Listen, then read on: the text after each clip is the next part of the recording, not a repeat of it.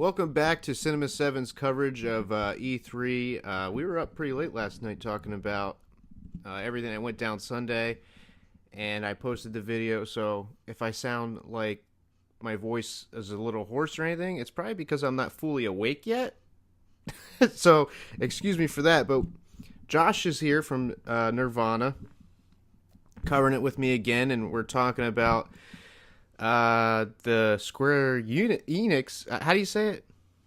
It's Square Enix, but I wouldn't call it a press conference. More like an announcement. Pretty That's much. what it was. Yeah, it wasn't really like I thought they would do like a stage thing because I consider them a big developer, Oh, they are. but But they they're from didn't. Japan. They kind of had like a Nintendo style thing going on. Yeah, they pulled a Nintendo. So I feel like Japan just doesn't trust having a fan base as like an audience, but they really should because there is a lot of Square Enix fans and a lot of Nintendo fans that are out there. And I'm not going to say the entire event was worthless or pointless because there was a few new IPs it looked like that got me interested. Yeah, let's. What was the very first thing they showed? Was it the Tomb Raider gameplay? Oh, that's right. So I'm the one that has the notes this time. Yeah. So let me. Okay, so do you want me to Yeah, go by? you take it away, Josh. You host and you ask me the questions and give your opinions. Okay, no. Well, this is going to be what a twist. So the press conference starts. First of all, they got my man Keith David doing the intro and throughout the press conference. I thought that was cool because I love Keith David. I love that. I love the John Carpenter film They Live that he was in. I just love Keith David in general. But Yeah, you mean yeah, it wasn't Andrew WK? no, it's an actual decent celebrity. Yeah. That's actually relevant. But let's see. No, they started off with more Tomb Raider gameplay. And this game is actually looking really good to me. The gameplay I thought was sound. I thought it was I actually might pick this game up eventually. But I like the I whole also stealth thing in the jungle that they showed, I, and I was about to say, yeah, it reminds me this is gonna sound really stupid, but Assassin's Creed 3, but done better. I mean they did the whole Predator thing where she's putting the mud on herself. She picked up, put it on her, and she had the plant attached to her so she can hide in the bushes. I thought that was pretty cool. Like a leaf mask. Just Yeah, and then that explosion at the end when she threw the gas can I was like, what? yeah, So, yeah. But I mean, excuse me. the story of stopping the Mayan apocalypse. We're living in 2018, folks. 2012 was a couple of years ago now, but I still love that stuff. So, more power to Square Enix for doing that as the story. Let's see. I mean, in my notes I put interesting gameplay, looks amazing. It does look amazing to me. Mm-hmm. And I mean, I know in recent times we've these older video game franchises that like Tomb Raider are getting like a reboot and they're more action oriented now and all that, and that's fine. But I mean, would you consider the original Tomb Raiders kind of platformy, like platformer type, or just adventure?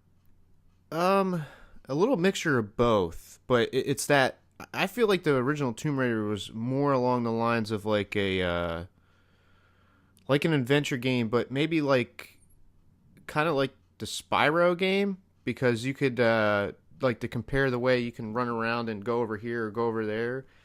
Oh, I okay, think yeah. I think I think it's been a while since I played the original, but I mean I have it in my head, but I can't describe it in words how it's played. I would just say more adventure, I guess, because you can maybe along the lines of the first Assassin's Creed or second Assassin's Creed, where you pretty much are Yeah. doing a mission and you got to complete this mission.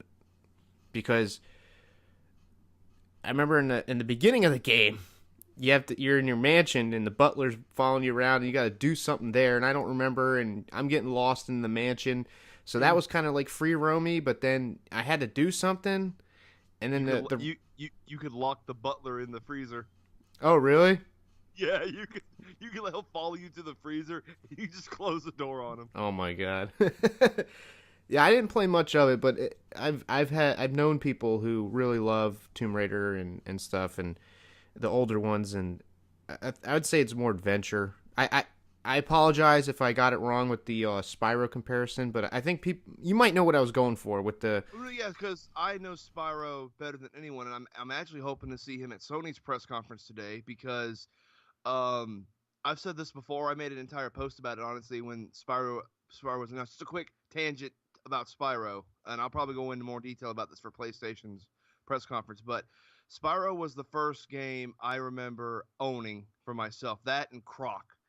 And so I have a very personal connection to Spyro, but I get what you're going for. I mean, yeah, the original Spyros were you had a giant hub world to explore that was pretty much its own level in and of itself, and then you had like these other worlds to go to and do missions in. Yeah, So without exactly. without the element of teleporter or teleportals or whatever, I guess the original Tomb Raider could be that. But also we discussed this at the Xbox conference. We both associated Lara Croft with PlayStation because of her early games being on there. Like before Nathan Drake, there was Lara Croft, and I don't feel like she's been replaced by Nathan Drake. I just feel like they're different types of stories, if that makes sense. Like they're the same premise, just told differently. If that if that makes any sense. No, it does. Like Nathan Drake, it would seem kind of got its influence from Tomb Raider, but then like elevated the way the gameplay was and changed it up a little bit for an adventure game, action adventure. And then Tomb Raider with its reboot was like almost seemed like they were copying, Uncharted. Yeah. But this one looks different. This one looks more stealthy and more back to like having puzzles and stuff. Yeah, like they're trying to go back to their roots without completely, repeating the same stuff they've already done. And I think they did that with the second one too. What was the second one that just came out? There's like 3 games. I think it's Tomb Raider, Rise of the Tomb Raider, and now Shadow of the Tomb Raider. Yeah. What was I gonna say? It's because the original Lara Croft had a good damn run from like the 90s to like the mid 2000s. Like late mid 2000s too, because this new Tomb Raider series, like I think, started around the turn of the decade, around the 2009, 2010 era, if I remember correctly, because they wanted to rebrand the character. And also around that same time, like 2007, Nathan Drake came out, and most people say that Nathan Drake is more like Indiana Jones, but then again, like so was Lara Croft in Tomb Raider. Tomb Raider was more like Indiana Jones too. I guess like that's a thing, but yeah. And by the way, I'm just saying this as a side thing. I did meet Nolan North. He's a cool dude. Yeah. I have a picture of him. He signed a bunch of shit for free. He's a cool dude. But at the he had someone asked him a question. What would you think of a Uncharted movie? He said, I'm all for it, but to be fair, Lara Croft and Tomb Raider came first. She deserves it more than Nathan Drake does. And I'm like, okay. Oh wow. Respect. Yeah.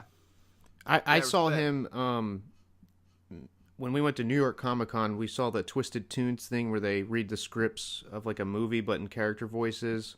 Oh my god, yes, I love that. And, you mean Talking Tunes? Well, yeah, but they call it Twisted Tunes for the New York Comic Con thing. Wait, I just got one question about it. Was Rob Paulson there, the guy that does Yakko Warner? Yeah.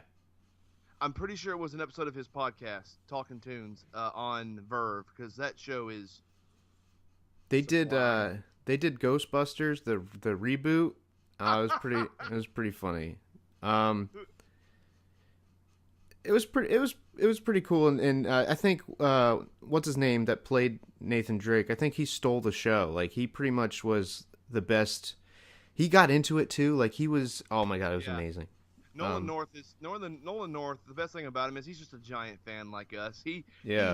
I talked to him about it, and he's like, I talked about it. I was like, hey, I watched your episode of Talking Tunes with Rob, and I freaking love it. He's like, oh yeah, Rob's a nice, cool man. He's a sweetheart.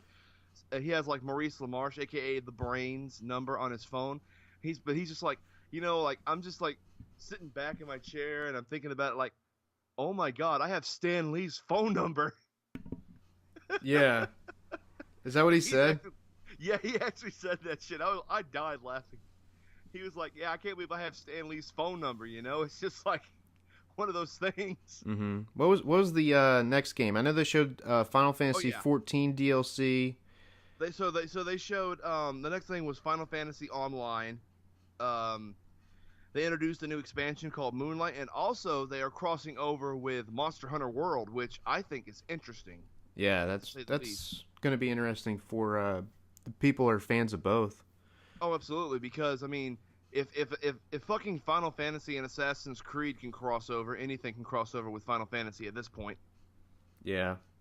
Almost anything. But after that, they showed more on Captain Spirit, and you were right, by the way, Mario. It is going to be completely free. It looks like that's going to be a just free game, and I think that is awesome of Square to do that, especially since it's just like a mini series. I can see it being kind of like Before the Storm, because Before the Storm was like 4 episodes long, or three to 4 episodes long, and then had a bonus episode. Mm-hmm. And I think people were upset that you had to pay money for that. But I mean, I didn't mind. I love Before the Storm. It does look pretty good. I think I'm going to definitely pick that up and play the crap out of it because the I story am. looks interesting and the like we were talking about last night. You know, as kids, we'd go in the backyard and pretend we were a superhero or whatever. Pick up a stick, pretend it's like a sword or an axe or Yeah. something, because our parents were too poor to get us a toy. And the best is he sees that imagination, and then he comes out of it, and he's in like in a closet or janitor room or something. Well, I loved it from yesterday when he put like a firecracker in the snowman's neck and just went Yeah, blew it up. That was adorable. I was like, yeah, I would have done something like that as a kid. that I probably wouldn't have thought of that. That's smarter than me. Was I?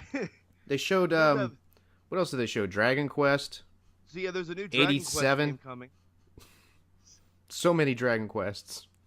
I've never played any of them. Have you? I have not, but it's not called Dragon Quest 87. I couldn't get the full name of it before they took it off the screen. Yeah. But I mean, I know a lot of Dragon Quest fans are going to be happy about this, and I'm excited for them. I'm always excited for people doing when they love something. If something new comes out for them, I'm happy for them. That's pretty much how I am. It always But, looked like the it always looked like the Dragon Ball art to me. The artwork. It does. It does. I think that is. I don't think it's a ripoff. I don't think it's an homage. I think it's just. I call it the Dragon Ball art style, if that makes sense. Like, that's just that type of drawing style. Mm-hmm. But the next game that they introduced actually has me very interested. Actually, there's both two new IPs actually have me interested. There's two of them. The first one is Babylon's Fall, developed by Platinum Games, which I believe aren't they the ones that did Bayonetta? I can't recall. I'm not gonna state. I mean, I can look it up real quick on my phone, but I don't want to deteriorate from our conversation. But Right. I don't know. I'm gonna take a guess and say that is correct. Also, Naruto styles on screen right now. um. But no, that game. Yeah. They said they're gonna introduce more of that game in August. So Okay. I don't know what could be in August. I don't know if they're just gonna drop a trailer. See, they showed 4 people at the end, so I'm wondering if it's gonna be like an MMO or if it's gonna be like a Diablo or Gauntlet type of game, because they showed like 4 people at the end. Like it looked like you will have a squad of 4 is what I was assuming, but I don't know. Could be like It could be like Final Fantasy back in the old day.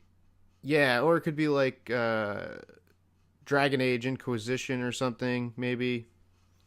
Well, I mean, yeah, Dragon Age Inquisition. I actually have that game. It's I wouldn't mind that, but I mean, what I mean, it looks interesting. I can't wait to see what comes out in August. You know, for that game. I gotta see gameplay and because it was just a trailer. Absolutely, it was a teaser.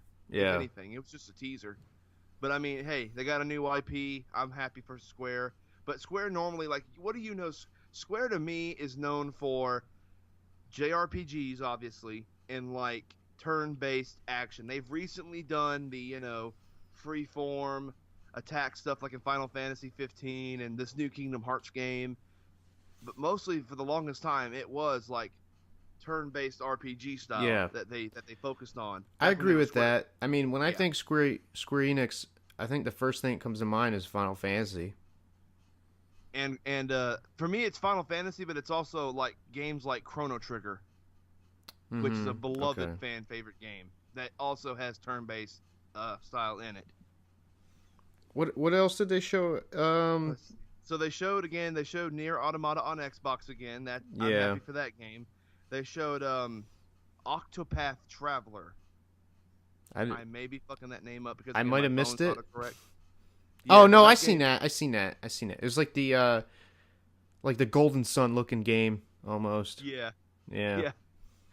And then they showed Just Cause 4 again, but the one that looked interesting to me was, and I thought it was the Avengers game. I am upset that Square Enix did not show anything for the Avengers game, but I'm hoping whatever comes in August for Square, I hope Mm-hmm. they announce it then. I want to see something, damn it. Yeah. All we got was a teaser at the beginning of last year, and I want to see some more shit. But The Quiet Man, Yeah. that looks interesting. Now, I hope they don't do, because I'll be honest, the gameplay trailer at first looked a little PS2 ugly to me. Yeah, It I looked like, thought. See, we talked to Chris Megan, who is a actress, and she was in the movie Kidnapped with Halle Berry. You can go check that episode out on wherever you find Cinema Seven on the podcast platforms like Google Play, iTunes, and all that. But we talked to her, and she said she was in making a game. I forget what it was called, but she was making a game with real people or something, and I thought that's what that was going to be because they showed real people.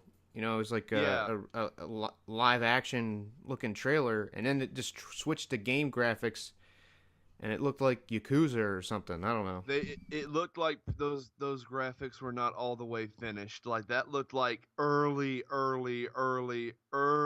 like alpha footage. Like it looked bad to me. Like I did not like the gameplay at all. Let me understand. I didn't like the way it looked. I liked the way that it played. I didn't like the way it looked. And I hope they don't do the whole live action to in-game footage to live action because I thought we got over that shit. Like we are over that shit in my opinion. Now I might be wrong about that, but I don't know a lot of games nowadays that do that, and those that do fail miserably. Yeah, it was. I mean, it was a little weird, and the gameplay did look kind of when he was punching the guy, it looked like maybe like Yakuza or something along those lines, like something Yeah, like that. But they didn't really show much. It was just like a guy walking, turned to game graphics, turned back to live action, and and he that put was a it. bag on his face. Yeah, He's just like, the ultimate insult. I put bag on face. "Hey Mario," it's just like he just flips his hair back. Looks like you're out to lunch. He's the quiet man, okay? He doesn't talk. Oh, but let's see. After the Quiet Man, the main thing everyone wanted to see, and they showed it already, Kingdom Hearts. They showed it at Xbox. We already seen this footage of Frozen, but they did show one new thing.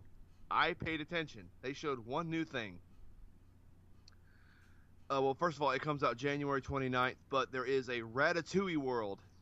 Yeah, they showed. I think the other thing I saw that was different was them sliding down the hill, in the like in the thing, Well, yeah, and they showed a little bit more like cutscene type of stuff. And honestly, look, I used to crap on those type of games because I never got a chance to play those games as a yeah. kid. And John Kanoki of Cinema Seven, I even texted him. I was like, John, you're gonna hate me for this, but this game looks fun. He thought I was gonna crap. I think he thought I was gonna crap on it because he goes like, because before I said anything, he texted me real quick and was like, "It's okay. I thought Division 2 looked generic." And I was like, "No, it looks fun." But we've been That's friends for great. so long, so we can get away with that. That's Um, great. But yeah, unfortunately, after that Kingdom Hearts, it was over because apparently Ubisoft's is like starting in an hour or so. mm, Um, I guess. See, this is why like I'm assuming place again. Now I almost feel like PlayStation's going to have a longer conference. Like they're going to have a actual conference, and my notes are going to be just as long or longer than Xbox's. Yeah, I mean, I don't know. I mean, it wasn't really much of anything, and I hope they show. It sucks that they're going to show a lot of their major games with other people because even their own thing, they can't really. It was weak. Like I put at the end, it was weak as fuck because of Yeah, it, because they had nothing else to show. Now, if they'd have like ended it, like thanks for coming, and all of a sudden it went to black, and then showed like an Avenger again. I want an Avengers trailer. yeah. The I first trailer want they showed to for see that, that fucking game. the first thing they showed for that was the shield broken, right? Captain America's shield, and So it was like I remember that trailer clear as day. It showed like Hulk's destruction, and you heard him roar. You saw Cap's shield. You saw Thor's hammer broken, I think. yeah, It was interesting. it was And kind of I like wanna the see, Ultron looking picture. Yeah, I want to see what that could be, because it's rumored to be Ultimate Alliance 3. It's rumored to be in the same universe as the Insomniac Spider-Man PS4 game. Which, by the way, if that's a thing, then this universe, this Marvel gaming universe, or the MGU as I'm calling it, is you're pretty much having different developers Mm-hmm. under Sony work on this game, and that I don't think that's ever been done before. A cross company game. Have Or, you no, cross. have you ever seen those figures that like Square Enix makes or the company? Square Enix designed it, and it was like Captain America or Magneto and stuff like that, and they're real like Yeah. I know detailed, the ones, and they got like the extra the eccentric. Kai. Yeah, they got like extra eccentric pieces to them and stuff. Yeah, I want the Venom one. What if they turned those figures into this game? That would actually be okay. I would be okay with that, because I like the way that they look. I mean, of course, it's Japanese style, so it may not be for everyone, but Yeah. I love these characters no matter what style. I was let's put it this way. I love comic book characters so much that no matter what form or fashion they're in, I'm willing to buy Hmm. whatever they offer. If you need proof, I bought Batman Ninja on Steelbook, so I bet you regret that. I don't actually regret it, because it looks nice on my shelf. But Oh. but yeah, those figures are nice. They are very detailed, Yeah. and it's not just Marvel. They also have DC ones too. But the Marvel ones are really nice. The Venom one, like I said, I really want that one because of Yeah. how just how it looks, and it would look amazing on a shelf. But I mean, if they could have those figures as a game, I'd buy that. But That's just I think it's gonna be like, again, connected to the Spider-Man game that Mhm. Insomniac's making. See, that's just my theory though, like because of those figures and the way the shield and stuff looked when that first trailer came out and the weapons and all that. So, that's my theory that the game's going to be heavily influenced by those figures. So what you're saying is that's just a theory, a game theory. Oh god. What is game? What are you talking about? You don't know who Matt Pat is? No. Don't worry about it. Just I don't watch worry I don't about watch a lot of YouTube. it. I watch way too much YouTube to know who Matt Pat is. No disrespect to him though, he's a cool dude. I heard he's a Yeah. sweetheart. But that's a joke.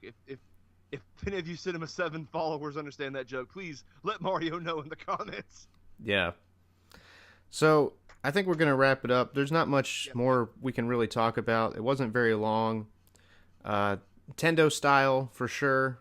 I really wish Nintendo would get a stage thing because I feel like they'd kill it. They used to have them. Oh, really?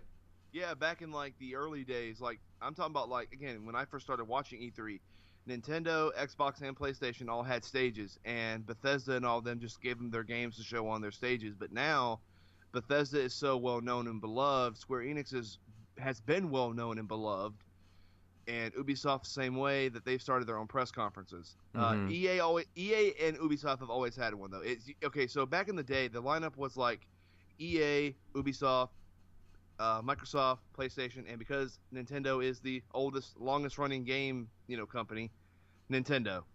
Well, besides Atari, but you know what I mean. I remember one of the E3s in the early 2000s or whatever when they released forget what year it was when they first showed the Xbox, the original Yeah. Xbox, and The Rock was there. Yeah, That was a big deal then.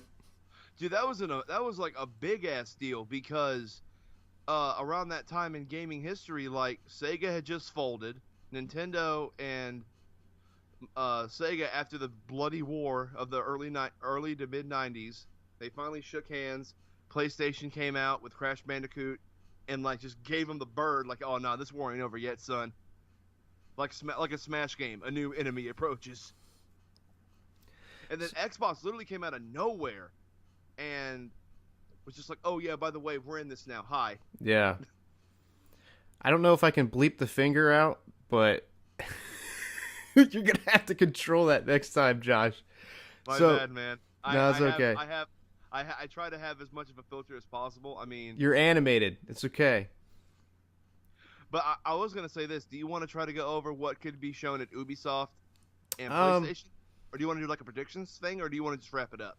We'll just wrap it up. Okay. We'll talk about it when we see it and talk about our excitement and stuff. I mean, obviously they're going to show Division 2 and Assassin's Creed and all that, and they'll show what do you call it? What's the other big game that they'll probably show? Wait, Ubisoft? Yeah, they're going to show Assassin's Creed. They're going to show Beyond Good and Evil 2. And I feel like that's, I mean, besides maybe more Division stuff.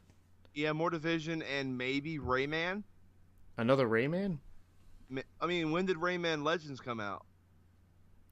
A while ago. I mean, they keep putting out like the definitive edition, right, or something. They just did for Switch. Normally, when companies do that, that means they got another one in the pipe, and they're trying to keep the buzz going. Yeah, I don't know. We'll see. We'll talk about it later. Later, we're going to be talking about Ubisoft and PlayStation. Can't wait for that. And tomorrow, we're going to be talking about Nintendo. Strictly Nintendo. Tune in for then. And as always, check us out on social media. Check us out on all podcast platforms. If you want to support the podcast, go to Patreon. And there's something I've been forgetting to plug for Cinema 7, and it's our sponsor, Audible. If you head over to audibletrial.com, you /C7pod, you can get a 30-day free trial of Audible. Go check that out. That's pretty cool if you like audio dramas and audiobooks.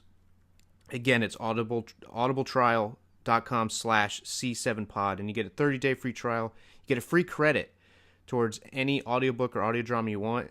And even if you cancel your subscription, I believe you keep the free credit or the free audiobook that you got. So check it out. It's a pretty cool little free thing if you like free stuff, you know.